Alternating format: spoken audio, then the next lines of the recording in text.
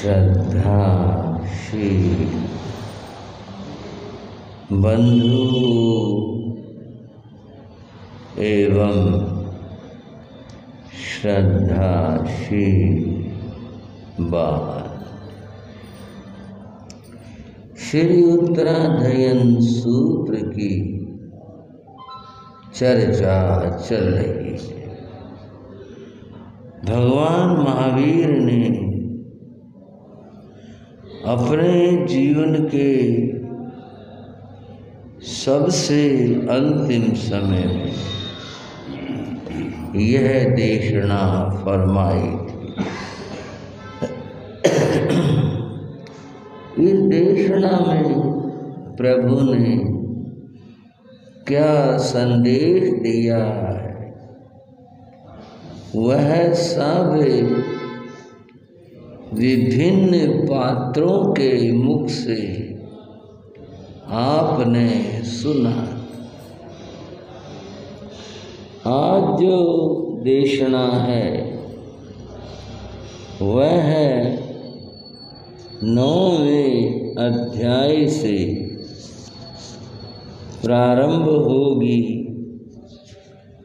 और हम कई दिनों से 9वें अध्याय की चर्चा कर रहे हैं। इसकी पृष्ठभूमि है कि मिथिला के राजा जनक ने संन्यास लिया, दीक्षा ली। उनका संन्यास कितना सच है और कितना ओढ़ा हुआ है, यह जानने के लिए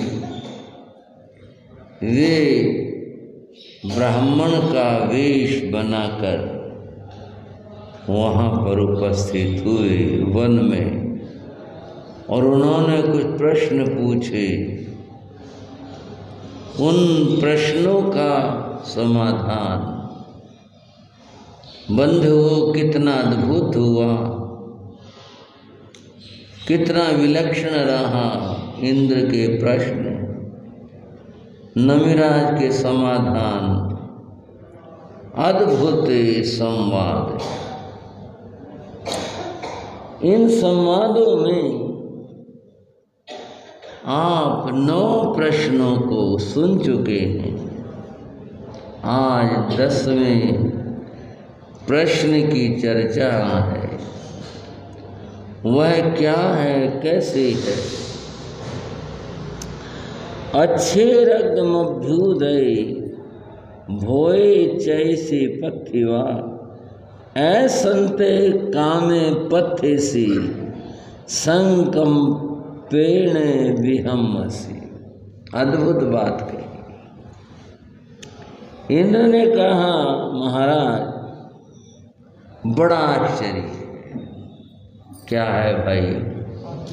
आश्चर्य, बहुत आश्चर्य की बात है। जब 2 आदमी बात कर रहे हैं और दूसरे व्यक्ति के बात का कुछ बात कहनी हो, बड़ा आश्चर्य है। किस बात का आश्चर्य है? भोए चैसे पथिवा, तुमने ये सारे सुख साधन छोड़ दिए, बड़ा आश्चर्य। और इससे भी बड़ा आश्चर्य है, ऐसंते कामे पथे सिंह संकपेण ये विहम्मसी। और आप इनको छोड़ करके ऐसंते कामे पथे से, जो उपलब्ध नहीं है। भाइयों, समझने की बात है। ये तो चूंकि उपलब्ध हैं संसार के सुख सब, एक वो सुख जो उपलब्ध नहीं है, उन सुखों को आप पाना चाहते हैं। संकल्पेण विहम्मसी, संकल्पों के द्वारा आप उन्हें पाना चाहते हो, ये बात अपने समझ में नहीं आई। वर्तमान को छोड़कर और आप भविष्य की कल्पना कामना करते हो, वो सबसे बड़ी आश्चर्य की बात है। इस बारे में आप क्या कहते? नमीरा ऋषि ने कहा, सलंकामा विसंकामा कामा से विसोमा कामे पथे माणा ए कामा जंती दो गए। जिन विषयों को आप दुर्लभ बता रहे, बड़े पुण्यों से प्राप्त हुआ यह कह रहे, मेरे मन में, मेरे अपने मन में उनके लिए कोई स्थान नहीं है। कारण क्या है? वे सारे नश्वर हैं, हमेशा रहने वाले नहीं हैं। तो आपने कहा कामना की है, मैंने कोई कामना नहीं की, मैंने कोई इच्छा नहीं की। उन सुखों में से मैं कोई भी सुख नहीं चाहता। मेरा मन उस सब से उपरत है, हटा हुआ। वैराग्य की ये पहली निशानी है कि जब व्यक्ति संसार के वस्तुओं में लोभ न करे, उनसे दूर रहे, ऊपर उठा रहे, ये जो उसकी वृत्ति है, ये वैराग्य की वृत्ति। मुझे ये सब अच्छा लगता ही नहीं है, मुझे नहीं भाता, मेरी आत्मा इन सबसे दूर हो चुकी है, अतएव मेरे मन में इनकी अभिलाषा नहीं। तुम कहते हो इनको छोड़ करके ऐ संते कापे पत्थे माना, ऐ संते कामे पत्थे माना, जो नहीं है उसकी आप कामना करते हो। अर्थात देवलोक के सुख यहाँ नहीं, जहाँ है वहाँ तो है, पर यहाँ नहीं है। तुम देवलोक चाहते हो, वो प्राप्त हो जाए, देवलोक मिल जाए। तुम्हारी ये जो कामना और इच्छा है, इसको छोड़ करके उसको चाहना, ये सही नहीं। जम्बू स्वामी का नाम अनेक जगहों पर आता है, कथाओं में, चर्चाओं में, वार्ताओं में, थोपड़ों में, सब जगह आता है। जम्बू स्वामी के चरित्र में घटना, एक कथा ये है,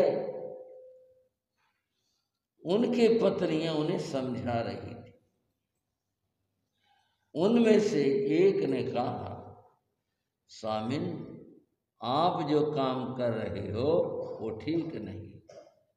ये तो ऐसा काम है जो वर्तमान में उपलब्ध है, उसको छोड़ करके और बड़ी वस्तु की कामना करना।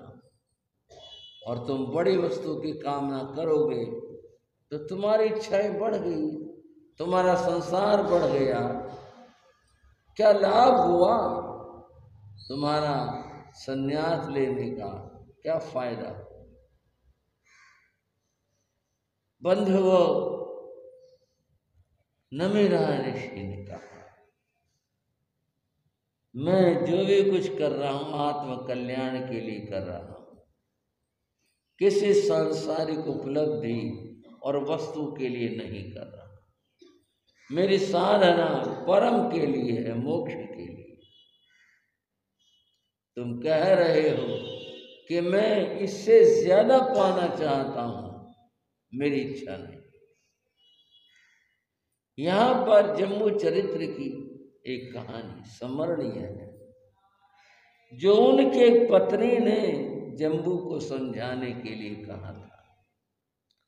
उसने ये कहा था, पतिदेव, आप जो सोच रहे और चाह रहे हो, इससे भी ज्यादा मिले, इस ज्यादा के आप तृष्णा में मत रहो, इस चक्र में मत रहो। इससे तो आप मूल को भी खो दोगे। और मैं बताती हूँ मूल को कैसे खो दो। राजस्थान में एक परिवार था, उनका बेटा युवा हो गया, विवाह की तैयारियां थी, उसका रिश्ता मालव देश में हो गया। कहाँ भाइयों? मालव। रिश्ता हो गया, समय आया, विवाह भी हो गया। एक बार वह अपने ससुराल गया, मालव देश। तो वहां ससुराल में उसके लिए पूड़े बनाए। भाई होता ही है कि मेहमान आया तो कुछ अच्छा ही दिया जाए। तो उन्होंने यही कहा भाई चलो हलवा ये सब होता रहता, पूड़े बनाए, वो भी अच्छे से बनाए। और जब खाने की बारी आई तो वह उन्हें परोस दी। उसने पूड़े खाए, बहुत अच्छे लगे। वो उसके स्वाद में इतना ज्यादा खो गया कि वह बड़े बड़े टुकड़े तोड़ करके खाने लगा। स्वाद में ऐसा ही होता है। उसकी सास ने देखा और सब हंसते हैं, बताओ इतने बड़े बड़े लिया और मुंह में डाल रहा है, इतने बड़े टुकड़े। उसने धीरे से संकेत क्या इशारा किया, दो दो दो करके खाओ, ऐसे नहीं, दो का इशारा किया। और वो क्या समझा, यूं कह रहे दो जोड़ जोड़ के खाओ, एक एक नहीं। और उसने जो दो पूड़े जोड़े और फिर खाने शुरू कर। सारे हंसे। उसकी सास को शर्म सी आई, क्या कहेंगे, इतना भोला और बावला दामाद है, इनका ऐसा ऐसा है। चलो जो कुछ हो गया। वह एक दो दिन ठहरा, जब चलने की बारी आई और उसको घर वाले विदा देने लगे, उसने कहा कि भाई एक बात पूछना चाहता। बोलो जी। बोले कल परसों जो भी दिन था उसमें तुमने भोजन में वो पतली पतली सी रोटियां दी थी, मीठी थी, बड़ी स्वादिष्ट थी। वो क्या है और कैसे बनती है? किसी महिला ने कहा उसका नाम पूड़ा होता है और वह जो बनती है वो रोटी से अलग तरह से बनती है। कैसे बनती है? बोले उसको बनाने के लिए आटा चाहिए, पानी चाहिए और गुड़ चाहिए। अब चीनी का ज़माना तब गुड़ का ज़माना था, और गुड़ चाहिए। गुड़ को ऐसे घोल करके आटे में मिलाना, आटा जब गुथ जाए यानी मीठा हो जाएगा, फिर उसके बाद में पूड़े उतारने हैं। ये तरकीब उसने बताई। वो बोला ये गुड़ कहाँ से मिलेगा? उनमें से कोई एक बोला राजस्थान में तो मिलेगा नहीं, तुम अपने खेत में बो लेना। बोले वो कैसे? उसने गन्नों का के टुकड़े जो बीज के रूप में काम आते हैं वो दिए, कहा ये ले जा करके और तुम खेत में बो देना, इससे गन्ने उगेंगे, फिर उनको पेल करके फिर रस निकलेगा, फिर उनको तपाया जाएगा, फिर वो आगे जाकर गुड़ बन जाएगा। वो जो गुड़ है वो काम में लेते। वह बोला ठीक है, अच्छा। और वह जो से दिए गन्ने के टुकड़े वह ले करके घर आ। घर आने पर पूछा भी क्या लाया क्या लाया? बोले ये लाया। बोले ये और कुछ मिला ही नहीं, क्या उठा लाए तुम? बोले नहीं ये बहुत बढ़िया चीज, बहुत स्वादिष्ट है, इतनी अच्छी लगेगी तुम्हें, बहुत ज्यादा अच्छी। मैं तो देख करके विचार करके लाया। उसने कुछ विचार बुद्धि से काम नहीं लिया। दूसरे दिन उसके खेत में मोठ बोए हुए थे और मोठ पकने के करीब में थे, फलियां आई हुई थी, पकने के करीब में थी। उससे इतनी इंतजार नहीं हुई कि मैं मोठ की फसल आ जाए, पक जाए, ये तोड़ लें, उसके बाद फिर सोचेंगे। इंतजार नहीं, लोभ ऐसी चीज होती है। उसने वो मोठ की फसल काट दी। कई पड़ोसियों ने कहा क्या कर रहा है तू, ये कच्चे तोड़ रहा है, किसी काम नहीं आएंगे ये तो। बोले नहीं, इनकी जरूरत नहीं है, मैं तो कुछ और लगाना है। मोठ काट दी और उसने गन्ने बो दी, जैसा बताया था।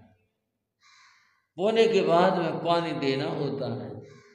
राजस्थान में पानी इतना उपलब्ध नहीं था, कम दिया गया, जो भी कुछ था वो उगा नहीं कुछ भी। ऐसे ही जो अंकुर फूटे वो सूख गए, सब खत्म।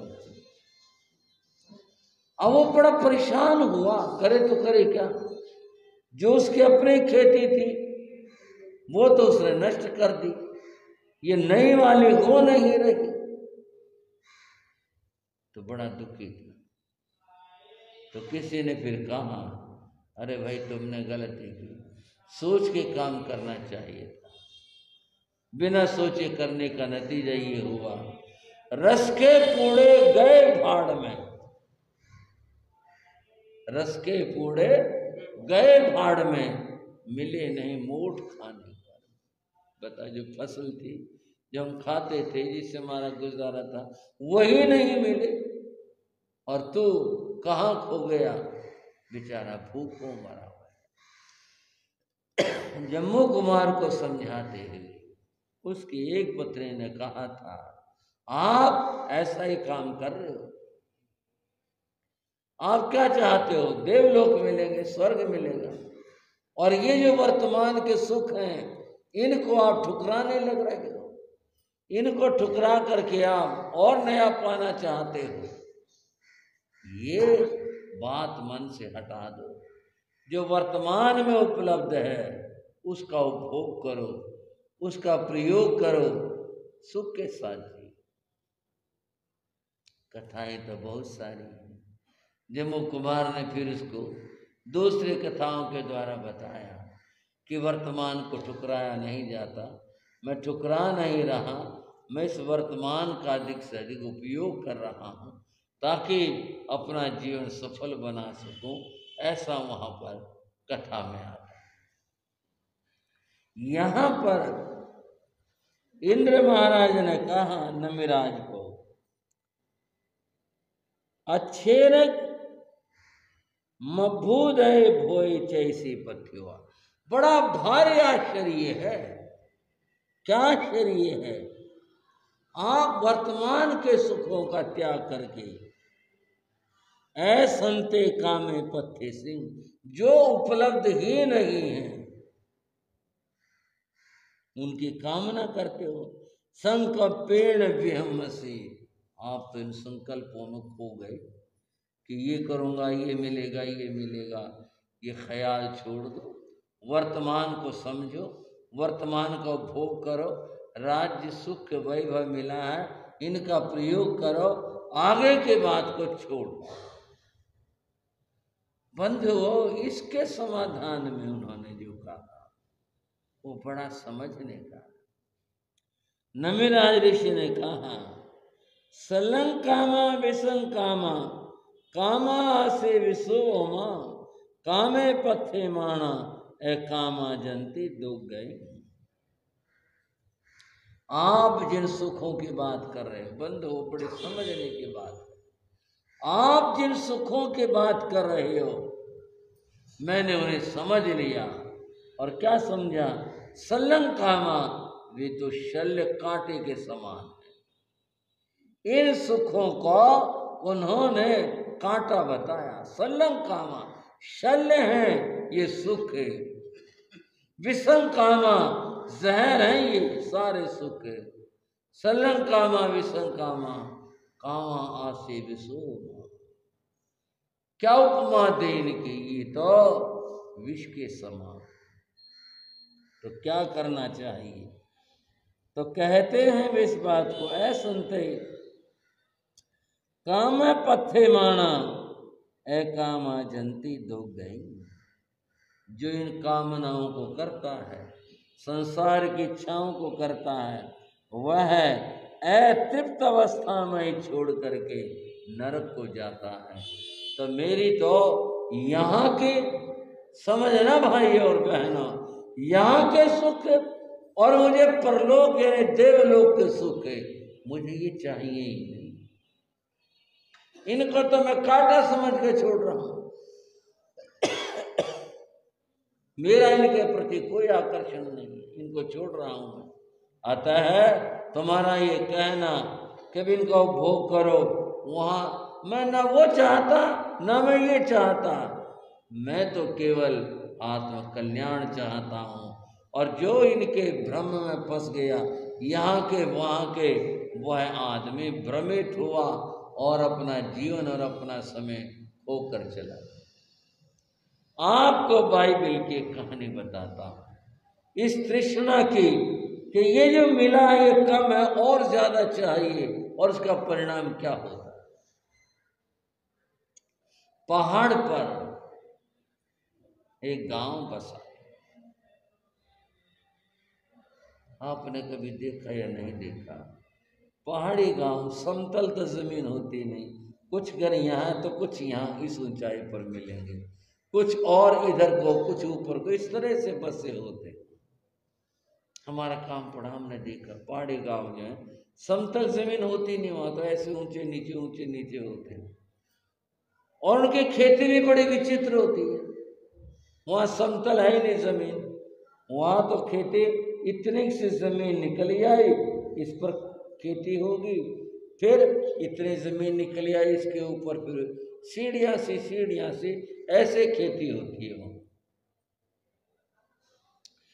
उस गांव में एक जमींदार रहता था, वो खेती करता था, उसके पास जमीन कम थी।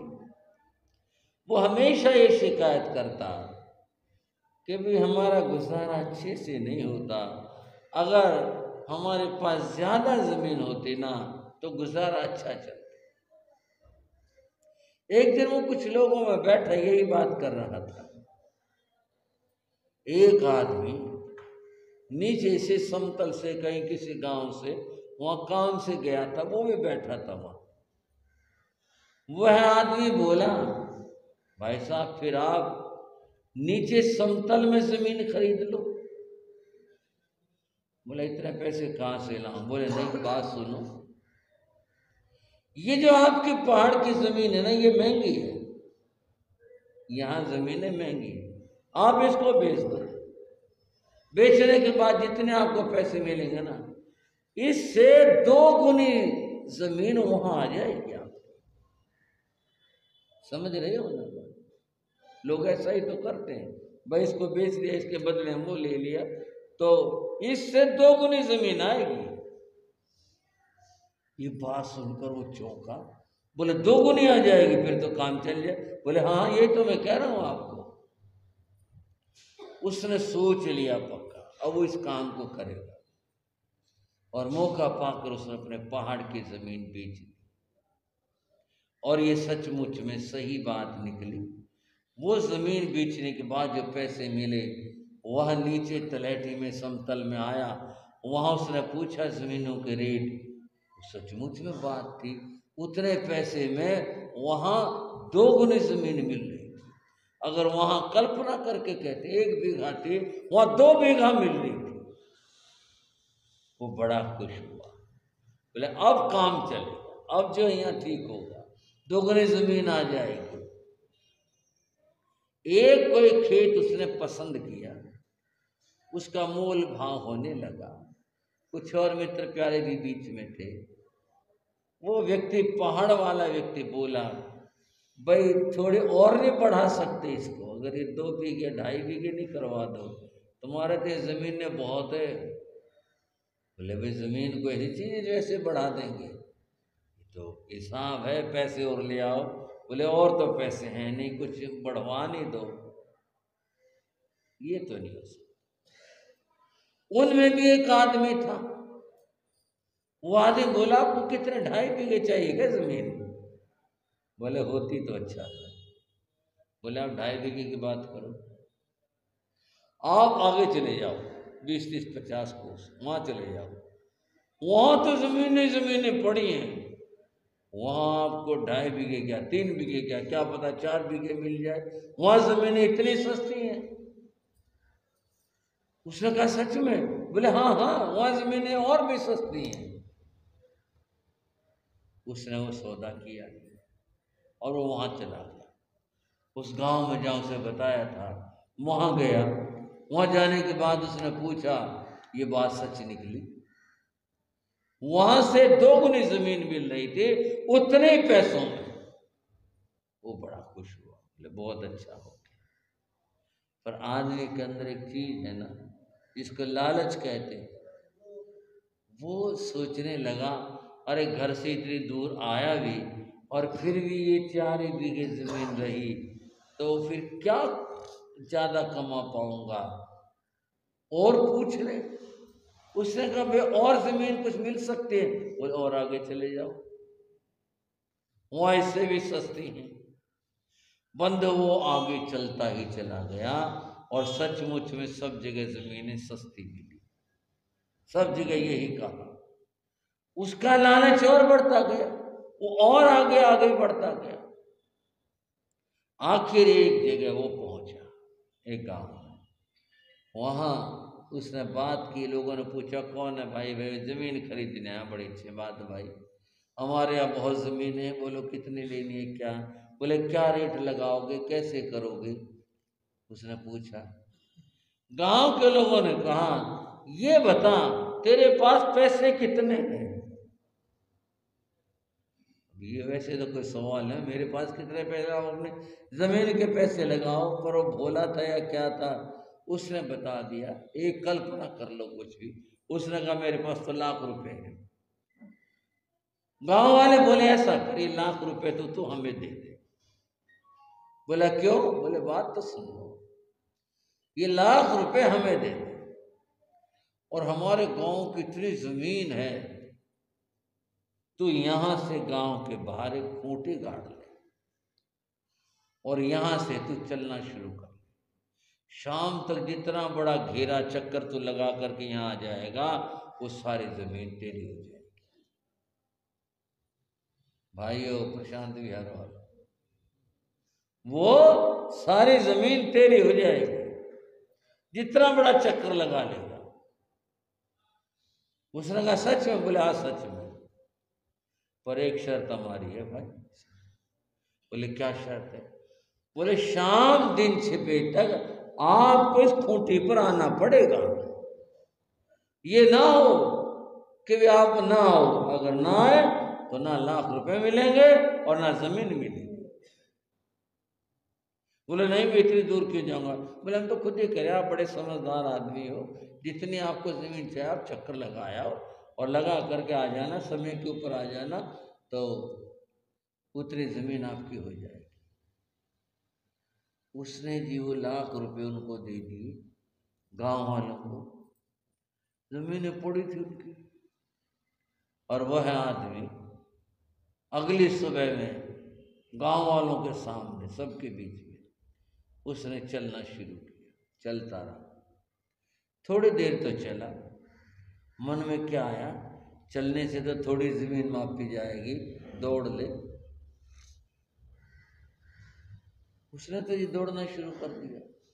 चलता गया, दूर निकल गया। फिर उसने गोल चक्कर देना शुरू किया, चलता रहा और सूरज भी बढ़ता रहा, होता रहा। आखिरकार दोपहर के बाद हो गई। फिर उसने कहा और जमीन घेर लूं मैं इतनी सारी। आखिर सूरज ढलने को आया। उसने कहा अगर मैं वहां नहीं पहुंचा ना, लाख रुपए भी जाएंगे और जमीन भी नहीं मिलेगी। वहां से वो मुड़ा, लेकिन वो इतनी दूर आ चुका था, वो बहुत भागा परंतु वहां तक पहुंच नहीं सका। रास्ते में उसका दम टूट गया, वो गिर पड़ा और मर गया। बंधुओं, ये तृष्णा की स्थिति, और मिल जाए और प्राप्त कर लो और ले आओ, इस दौड़ में सारी दुनिया चल रही, सब चल रही। ये है, कहा गया संतोषात उत्तम सुख लाभ। ये सूत्र है पातंजलि योग दर्शन। संतोष से सुख मिलेगा, तृष्णा से सुख नहीं मिलेगा, कभी नहीं प्राप्त हो सकता। संतोष से मिलेगा।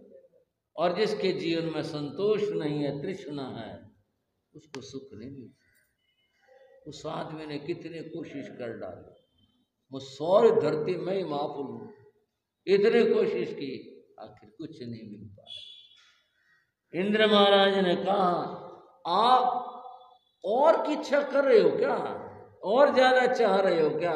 बोले नहीं, मैं तो सलंकामा विसंकामा, इस संसार के इन सुखों को शल्य कांटे की जैसा मान रहा हूं। मुझे इतने तो यहाँ के चाहिए और न मुझे वहाँ के चाहिए, मुझे ये चाहिए ही नहीं।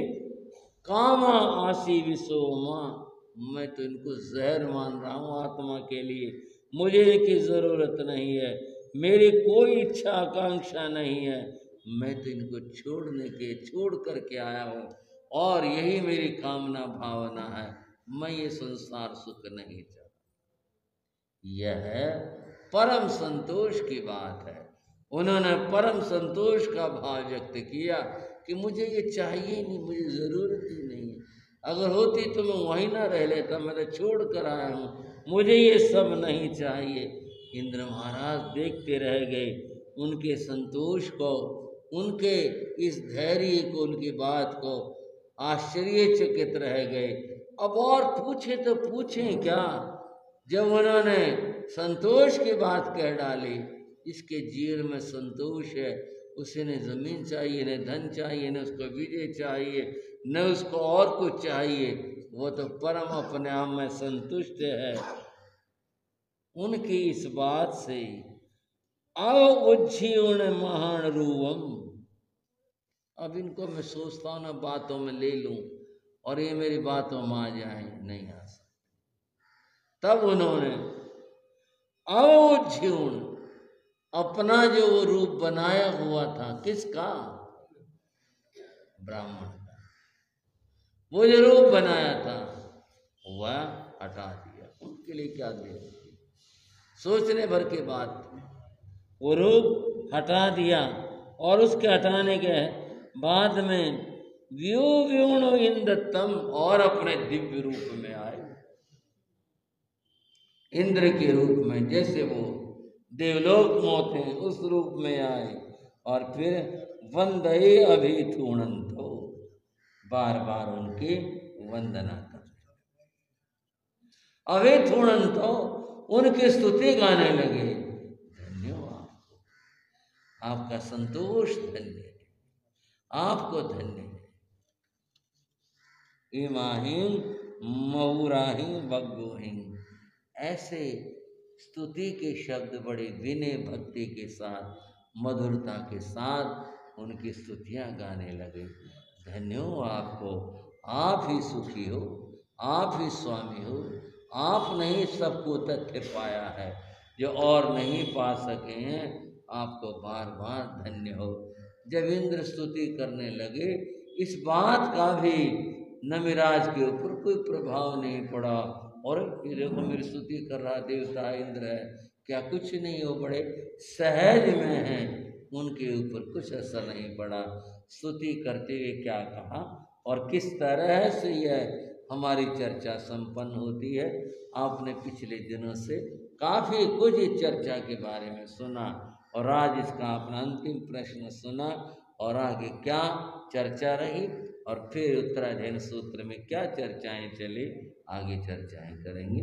आज की चर्चा यही, जिन गुरुओं के चरणों में बैठ करके ये थोड़ा सा ज्ञान सीखने का अवसर मिला, उन गुरुओं को वंदन नमन करते हैं।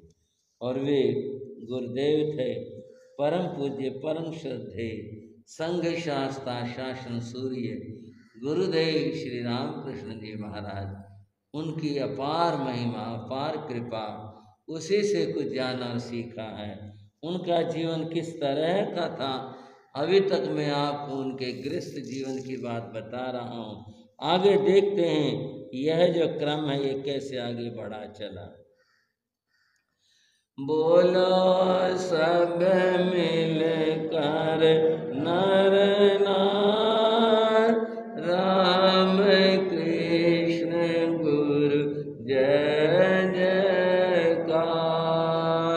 बोलो सब मिलकर नर नार, राम कृष्ण गुरु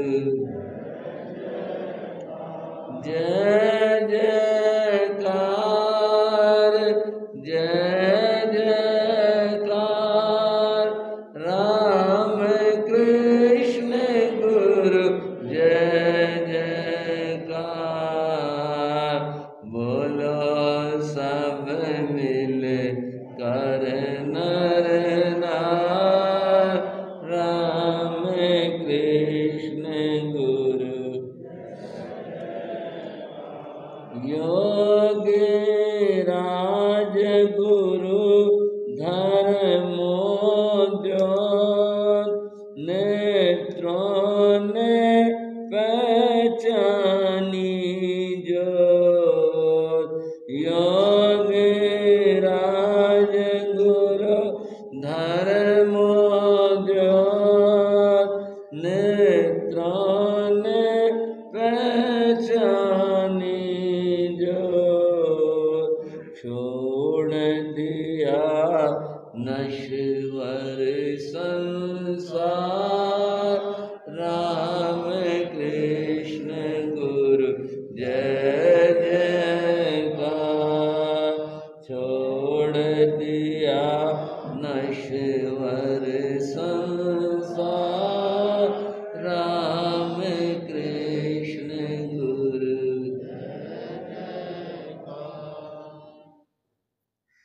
राम कृष्ण युवा हो चुके। ये एक ऐसी उम्र है जहां व्यक्ति अपनी राह स्वयं चुनता, हमें क्या कर। लोग चुनते हैं मैंने डॉक्टर बनना, इंजीनियर बनना, सर्विस करनी है, व्यापार करना है, मैंने क्या करना है। लोग अपनी राह चुनते। रामकृष्ण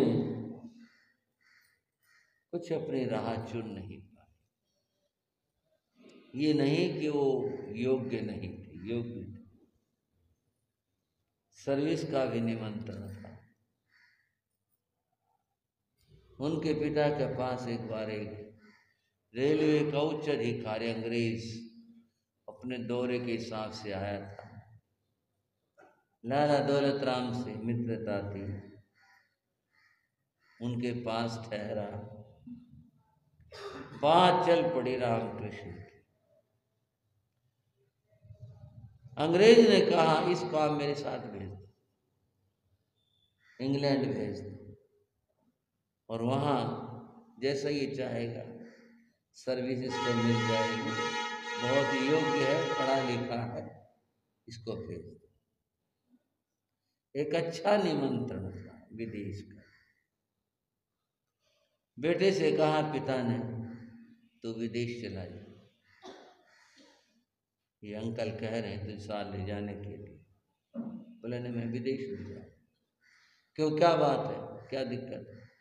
अरे ये हैं जब अपने जिम्मेदारी पर ले जा रहे हैं, अपने मित्र हैं ये, मैंने अंग्रेजों की सर्विस नहीं करनी है, मन में था। अब आपको तो एक साधारण सी बात लगी हो, लेकिन एक युवक को और निमंत्रण मिला विदेश जाने का, और वो ये कहकर मना कर रहा है मैंने अंग्रेजों की सर्विस नहीं करनी, इन्होंने हमारा देश गुलाम बनाया हुआ है, मैं इनकी सर्विस नहीं कर सकता, मना कर। और भी कुछ बात उनकी समझ नहीं आई। उसका एक और भी कारण था। कारण यह था कि उनके दिमाग में इस आत्मा और परमात्मा का प्रश्न आ गया। ये आत्मा क्या है, परमात्मा क्या है, ये आत्मा कहाँ से आई, मैं कहाँ से आया, और ये आत्मा कहाँ पर जाएगी। इस प्रश्न को लेकर वे साधु सन्यासियों के पास जाने लगे। उस जमाने में जो भी आसपास मठ थे वहां वो गए। इस प्रश्न को सबने कहा तू पढ़ा कर।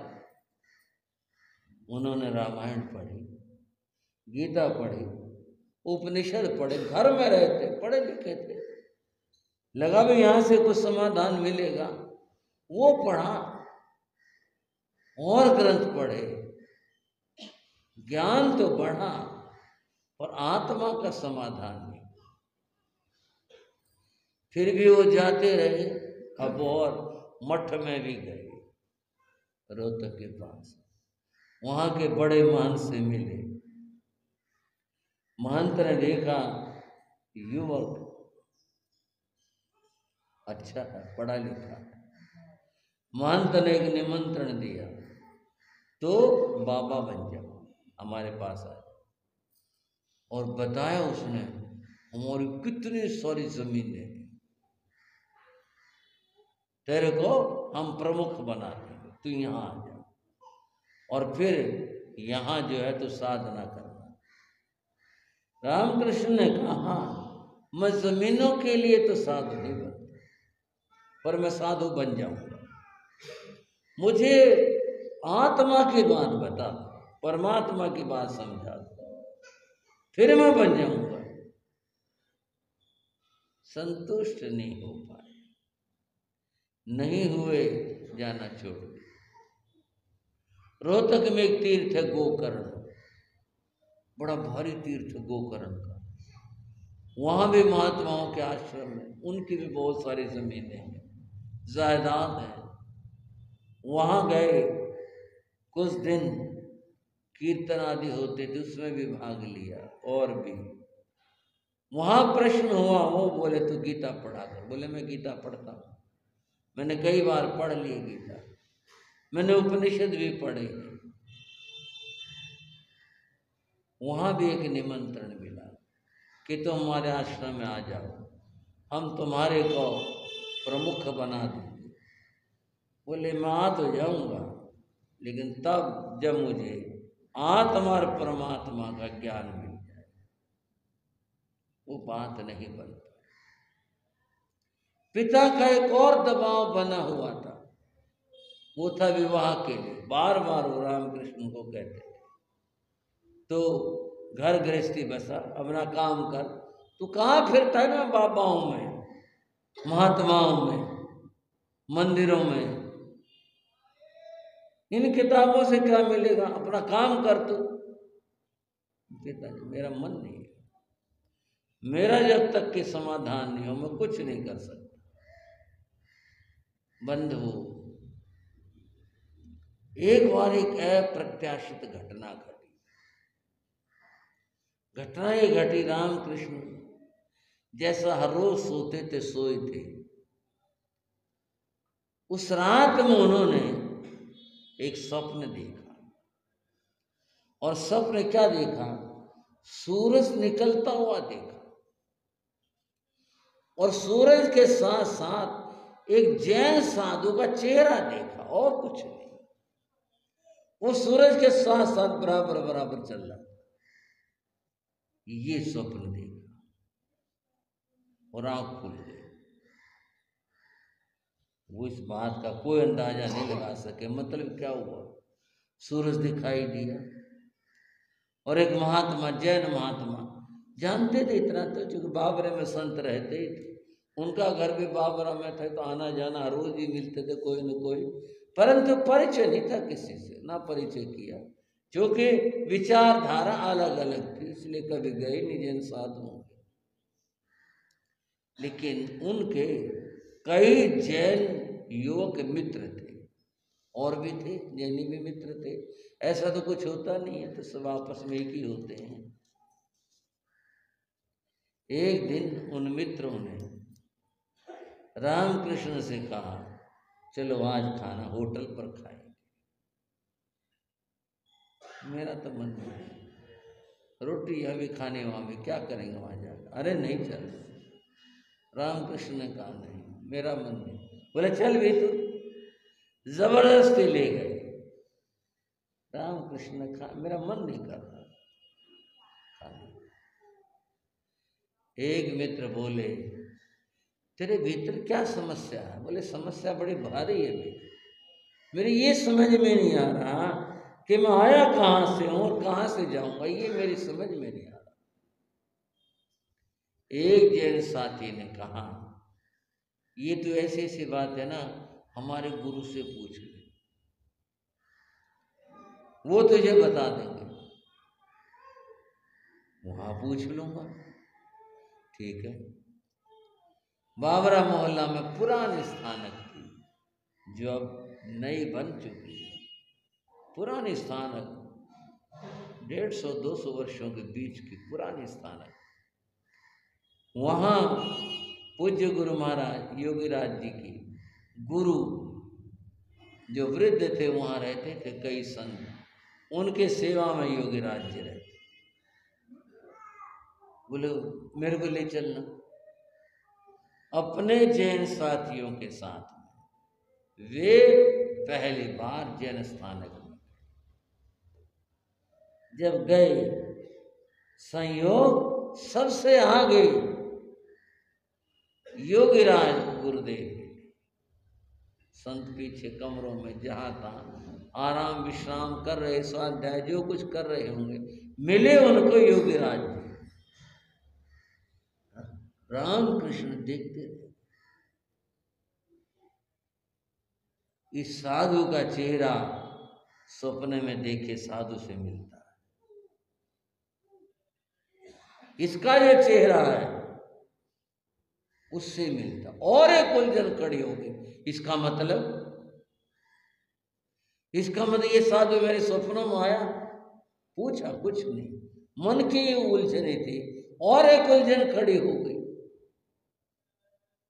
ये साधु मेरे सपनों में क्यों आया और ये मेरे सामने खड़े?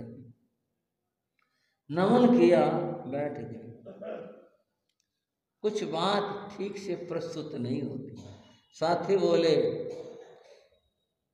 ये जो हमारा साथी ये जैनी नहीं है ये?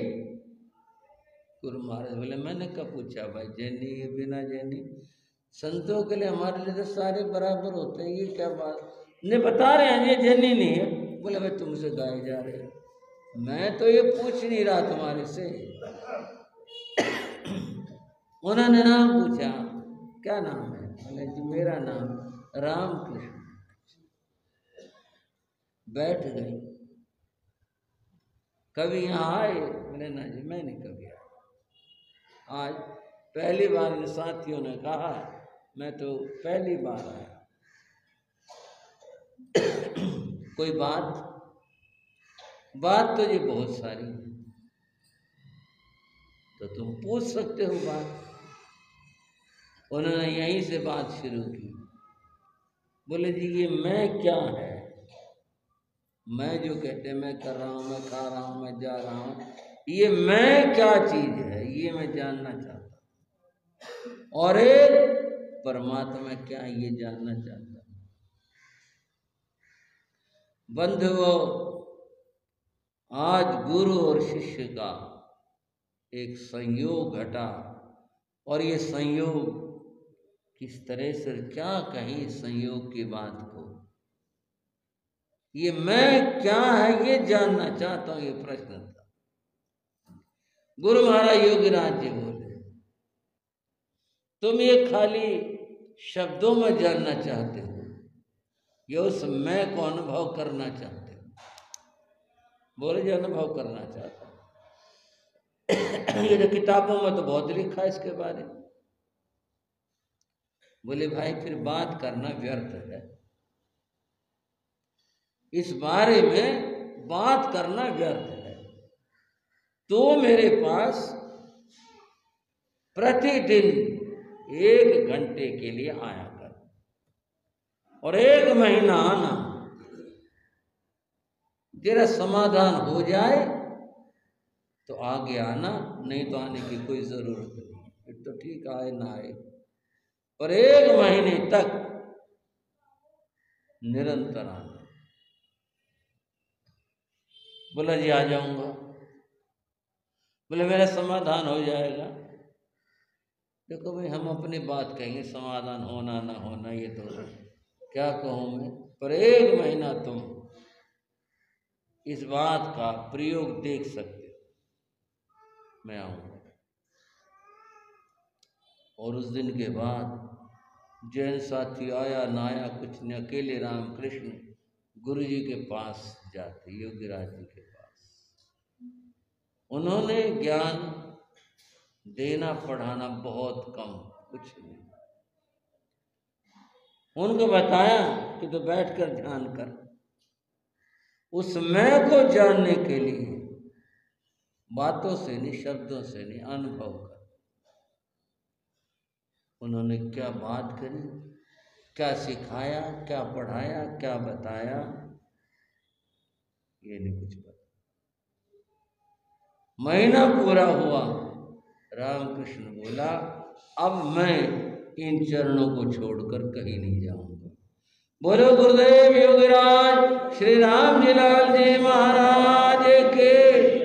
संघ शास्ता शासन सूर्य गुरुदेव श्री राम कृष्ण जी महाराज के। अब मैं और कहीं नहीं जाऊं, मेरे को मंजिल के ऊपर पहुंचाओ, रास्ते पता आपने ला दिया, अब मैं समझाऊं कुछ। आज तक मेरी जरा से किंचित भी संतुष्टि नहीं हुई थी, पर अब मेरी संतुष्टि हुई। ठीक है भाई, आते रहो। आने लगा। साथी बोले अरे साधुओं के चक्कर में नहीं पड़ा करते, ये बहका भी लेते, अपने जैसा बना लेते हैं, ये तू कहाँ चक्कर में फंस गया? हम तो वैसे लाए थे तेरे को दर्शन करवाने के लिए, बात करने के लिए, तो साधुओं के चक्कर में आ गए, साधु बना लेते हैं। बोले भाई ये बनाओ ना बनाओ, हमने तो साधु बनना है, ये बनाओ ना बनाओ। अब तो हम वहां पहुंच गए। चर्चा चल पड़ी, रामकृष्ण साधु हो के जाता है, कुछ बोले रामकृष्ण साधु ना बन जाए। ये बातें और ये बातें परिवार तक भी पहुंची, पर इतना आसान नहीं था रामकृष्ण के लिए साधु बनने की अनुमति प्राप्त कर लेना, लेकिन एक संकल्प बना आत्म कल्याण करना है।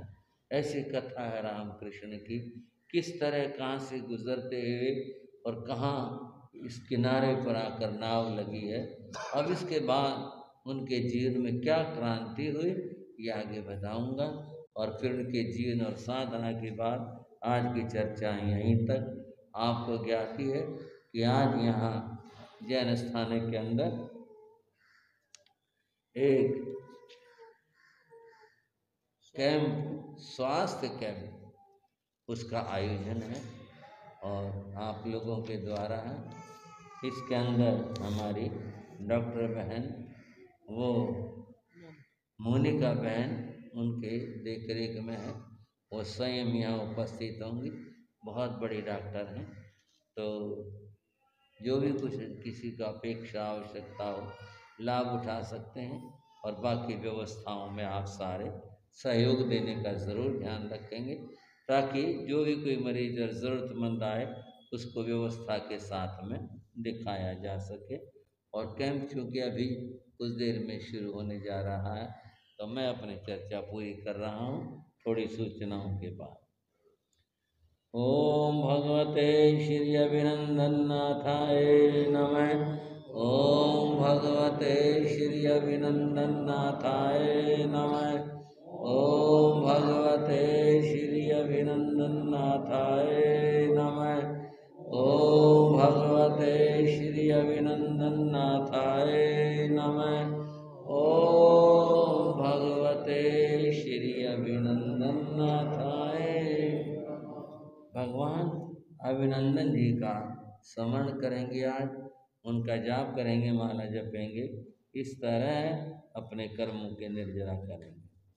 हमारे तपस्वी रत्न श्री नरेंद्र मुनि जी का चातुर्मास प्रारंभ से एकांतर तप चल रहा है, सुख साधा से हैं, आगे के भाव रखते हैं, उनके लिए बहुत बहुत तप और संयम वृद्धि रूप मंगल आशीर्वाद। करनाल में विराजित ओजिस वक्ता श्री रमेश मुनि जी के सानिध्य में प्रवचन भास्कर श्री मुकेश मुनि जी का एक आसन तप चल रहा है। सुखसाता से आगे के भाव रखते हैं। श्री विकास मुनि जी श्री सौरभ मुनि जी का एक आसन तप चल रहा है, आगे के भाव रखते हैं। बहुत बहुत मुनियों के लिए संयम तप वृद्धि रूप मंगल आशीर्वाद। श्रद्धाशील बहन शिल्पा जैन, धर्मपत्नी भाई सुमित जैन, पुत्र वधु सुश्राविका बहन उषा जैन। बहन के 11 व्रत संपन्न हुए और आज पहर के बाद पारने का भाव रखते हैं। बहन के लिए बहुत बहुत मंगल कामनाएं, धर्म वृद्धि रूप आशीर्वाद। बहन ने महान तप की आराधना की, बहुत बहुत मंगल आशीर्वाद है उनके लिए। इतना ऊंचा और महान तप किया, तब तो तप होता है। 11 दिन का तप कितनी बड़ी बात है। ठीक है, हमारे और भाई बहनों ने और भी बड़े तप किए, पर मैं कह रहा हूँ कोई भी तप छोटा तो होता ही नहीं। 11 दिन का उपवास माने रखता है हमारी बहन ने, जो तप आराधना की उसके लिए बहुत बहुत उनके लिए उसके लिए बहुत बहुत आशीर्वाद है। और श्रद्धाशील बहन वंदना जैन के 63 आयम्बिल तप संपन्न हुए। बहन वंदना जी ने बहुत ऊंची साधना की, महान साधना की। 63 आयम्बिल कितनी बड़ी बात है। उनके लिए बहुत बहुत मंगल कामनाएं, धर्म वृद्धि रूप आशीर्वाद। श्रद्धाशील बहन श्रुति जैन, धर्मपत्नी भाई अनुराग जैन, बहन का 13 तप संपन्न हुआ, बहुत बहुत आशीर्वाद। श्रद्धाशील बहन शकुंतला जैन, तप साधना उनकी चल रही, उनके लिए मंगल कामना, धर्म वृद्धि रूप आशीर्वाद। श्रद्धाशील बहन उषा जैन, आयम्बिल तप की आराधना चल रही है, बहुत बहुत मंगल कामनाएं, धर्म वृद्धि रूप आशीर्वाद। श्रद्धाशील बहन सुमन जैन 217वां एकाशना। श्रद्धाशील बहन नीलम जैन 119वां एकाशना। श्रद्धाशील बहन चमेली देवी जैन 109वां एकाशना। श्रद्धाशील बहन मधु जैन 109वां एकाशना। सभी बहनों के लिए बहुत बहुत मंगल कामनाएं और धर्म वृद्धि रूप मंगल आशीर्वाद है। जिनके लिए भाई बहन को आज व्रत आयम्बिल एकाशन का पचखान लेना हो, वो अपनी संख्या को अपने मन में धारण कर ले और उसके अनुसार पचखान 10 घंटे पढ़कर हमें त्याग बोस रे बोस। प्रतिदिन के पचखान में आज गाजर की सब्जी का प्रयोग नहीं करना, ऐसा पचखान करवाया गया। किसी ने गाजर का प्रयोग कर लिया हो तो वो मूली का त्याग कर सकते हैं। जैसी स्थिति हो एक त्याग अवश्य रहे। आज का पचखान त्याग बोस रे परम पूज्य परम श्रद्धेय संघ शास्त्रा शासन सूर्य गुरुदेव श्री रामकृष्ण जी महाराज की पावन पुण्य स्मृति में आज ये स्वास्थ्य जांच शिविर लगाया गया है। आप सब अपने अपनी सेवाएं सहयोग इसमें अवश्य प्रदान करें। और अब सूचना श्रद्धाशील भाई जितेंद्र जी प्रस्तुत करें।